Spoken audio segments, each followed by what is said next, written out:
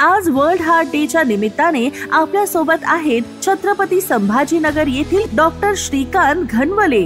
ते आपल्याला सांगणार आहेत की हृदय कसे निरोगी ठेवता येईल। आहार आणि व्यायाम हे हृदयासाठी जीवन रक्षक कसे ठरू शकतात। नियमित व्यायाम करणे हे आपल्या हार्टच्या आरोग्यासाठी चांगले असते। व्यायाम केल्याने आपल्या हार्टचे मसल स्ट्रॉंग राहतात, ज्यामुळे आपण फिजिकली ऍक्टिव्ह राहतो। स्टडीनुसार नियमित दिवसातनं कमीत कमी 30 मिनिटं व्यायाम करणे तुमच्या हार्टच्या आरोग्यासाठी फायदेशीर असते असे आढळून आले आहे। त्यामुळे हार्टशी संबंधित आजारांचाही धोका कमी होतो। असे आठवड्यातनं कमीत कमी 5 दिवस नियमितपणे व्यायाम केला पाहिजे। Aerobic exercises, brisk walking, cycling करणे किंवा स्विमिंग करणे किंवा नियमित कमी स्पीडने धावणे। दुसरे म्हणजे स्ट्रेंथ ट्रेनिंग, त्यामुळे तुमचे स्नायू मजबूत होतात, शरीरातील चरबी कमी होते आणि हृदयावरचा ताणही कमी होतो। डेली 10 ते 15 मिनिटं मेडिटेशन किंवा योगा करणे तेवढेच हृदयासाठी फायदेशीर आहे। हाय इंटेन्सिटी ट्रेनिंग नवीन लोकांनी अवॉइड केली पाहिजे। या सगळ्या गोष्टींसोबत वजनही नियंत्रित ठेवले पाहिजे आणि रोजची पुरेशी कमीत कमी 7 ते 8 तास पुरेशी झोप घेतली पाहिजे।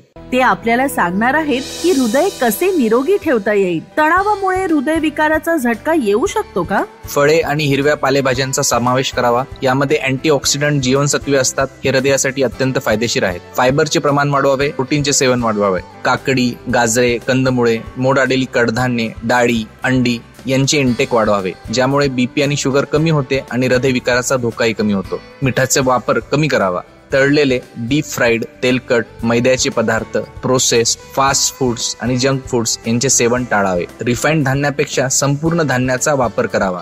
उदाहरणे जसे संपूर्ण धान्याचा ब्रेड, ओट्स। जेवण तयार करताना कमीत कमी ऑइल वापरावे। ऑइल अनरिफाइंड असले पाहिजे। रिफाइंड ऑइल हृदयासाठी अत्यंत धोकादायक असते। खाण्याच्या तेलाचा वापर करावा। ऑलिव्ह ऑइल, करडीचे तेल, कोकोनट, ग्राउंडनट तेल, राईस ब्रॅन ऑइल यांचा आळीपाळीने वापर करावा। धूम्रपान आणि तंबाखू सोडा हे हृदयासाठी अत्यंत हानिकारक आहे। उच्च रक्तदाबाला सायलेंट किलर का म्हटले जाते? उच्च रक्तदाब म्हणजे ब्लड प्रेशरची लेवल 130/80 च्या वर असणे। उच्च रक्तदाबाची सर्वात मोठी धोकादायक बाब म्हणजे तो शरीरातील अनेक महत्वाचे अवयव हळूहळू एका पाठोपाठ एक कोणतीही लक्षणे न देता खराब करतो। सर्वप्रथम म्हणजे हार्ट। सततचा उच्च रक्तदाब हृदयाच्या स्नायूंना जाड करतो, त्यामुळे पंपिंग क्षमता कमी होते आणि हृदयविकाराचा धोका वाढतो। दुसरे अवयव किडनीज। दीर्घकाळ उच्च रक्तदाब राहिल्यास मूत्रपिंड निकामी होऊ शकते। लघवीत प्रथिने आढळल्यास ही स्थिती गंभीर ठरते। तिसरे अवयव ब्रेन स्ट्रोकचा धोका वाढतो। मेंदूतील नस ब्लॉक झाली किंवा ती फुटली तर ऑक्सिजन कमी होऊन मेंदूतील पेशी मृत होऊ शकतात। चौथे अवयव आईज। डोळ्यातील सूक्ष्म रक्तवाहिन्या फुटतात किंवा अरुंद होतात, त्यामुळे दृष्टी धूसर होऊ शकते किंवा अंधत्वही येऊ शकते।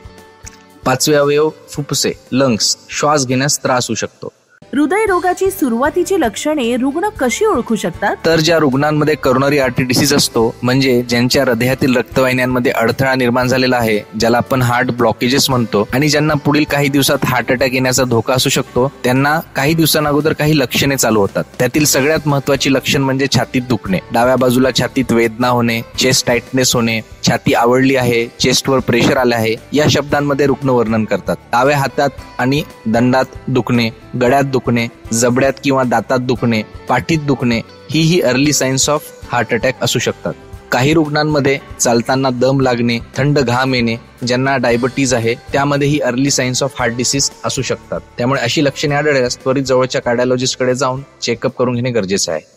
हे खरे आहे का की तरुणांनाही हृदयविकाराचा धोका आहे? यंग पॉप्युलेशन मध्ये ही मेजर हार्ट अटॅक आम्ही बघतोय। स्ट्रेस आणि ताणतणाव कमी करा, योगा करा, मेडिटेशन करा, मोबाईलचा उपयोग कमीत कमी करा। स्ट्रेस वाढतोय त्यामुळे स्क्रीन टाइम 2 तासापेक्षा कमी ठेवा। आहार अत्यंत महत्वाचा आहे। घरी बनवलेले, घरी शिजवलेलेच अन्न खा। एक्सरसाइज, नियमितपणे व्यायाम करा। रोज कमीत कमी 30 मिनिटं आणि आठवड्यातले कमीत कमी 5 दिवस नियमितपणे व्यायाम केला पाहिजे। वेगाने चालणे, स्विमिंग, सायकलिंग, स्ट्रेंथ ट्रेनिंग म्हणजे थोडेसे वजन उचलणे हे नियमितपणे केले पाहिजे।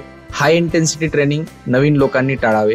कमीत कमी 7 ते 8 तास असा स्लीप शेड्यूल ठरवून नियमितपणे पुरेशी झोप घेतली पाहिजे। आणि वर्षातनं एकदा आपल्या जवळच्या कार्डिओलॉजिस्टकडे जाऊन हेल्थ चेकअप केला पाहिजे, ज्यामध्ये बीपी, शुगर, कोलेस्ट्रॉल आणि ईसीजी केला पाहिजे। लक्षात ठेवा, heart health is real wealth.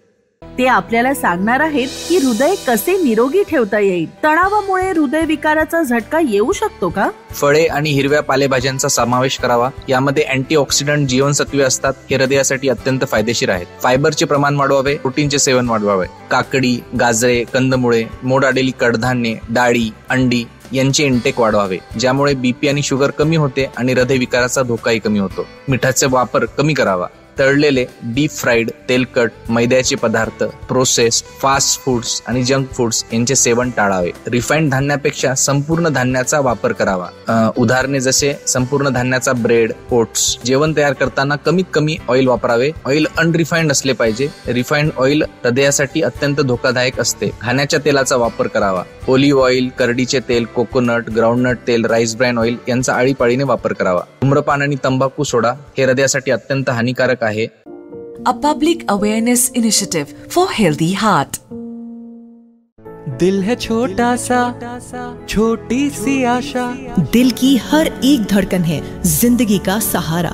वादा है रखेंगे ख्याल, दिन हो या रात. राइट लाइफस्टाइल और डाइट भी राइट. तंदुरुस्ती हर दिन.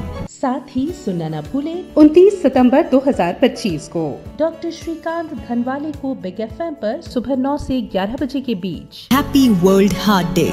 दिल का दिल से यही है वादा.